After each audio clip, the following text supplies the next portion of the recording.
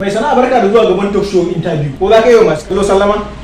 A hira ta farko ka ce akwai wani gawan Allah da ya jama masa cikin rijiya. Ana karka jefa tsilim. Jika ke jama masa cikin rijiya. Kwarai da gaske. To wannan bidiyon muna so ga mana ko a ina ne abin ya faru. A Kano mana, a Kano ne. A wancan bidiyon na ana yi magana ne ce a Kano ne. A Kano a ina kenan? A cikin Kano ne. Ana nufin wace anguwa ne ko local government saboda in Na'iba, Kurmi da Gaya kowa suna gaya mana a comment section cewa wannan abun bai faru ba ta sa su. A cikin Kano ka aiba kowa zai ce a Kano ba. A cikin Kano tsakiyar Kano a nan.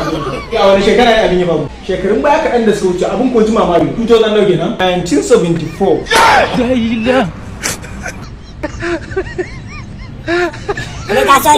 Lokacin ba a haife ni ba kenan.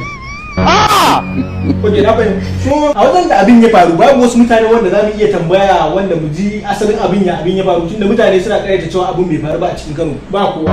Wace akwai mutane a gun har suna ta karka jefa tsilin ji kake ya jefa masu cikin bidiyo. Ina nufin mutanen da na sani kuma babu wanda suka san ka babu.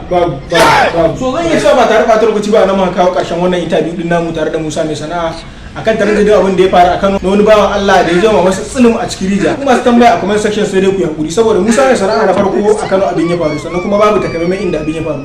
Babu kuma wanda ya ce ya san ko ina a Kano saboda haka babu wanda ya ce cewa abin nan bai faru a cikin Kano ba. Gashi kuma a shekara abin da ya faru duka yara ne lokacin babu wani wanda ya ce yana da wayo lokacin ko kuma ya haife.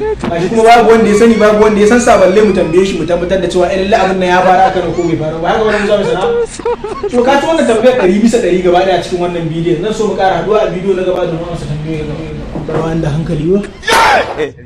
Sakon zuwa ga wanda suka nishadantu bayan kallon wannan bidiyon da akwai wani challenge da na sa kaina wanda ya kamata kowa sani idan har na samu mutum 20 ko sama da haka suka kuma a ƙarƙashin wannan bidiyon zan yi bidiyo akan mutuncin da rara yawo Buhari saboda idan har kuna son wannan bidiyon kar ku manta da like da kuma ajiye comment a comment section da kuma me kar ku manta ku subscribe ma da bidiyo da gaba.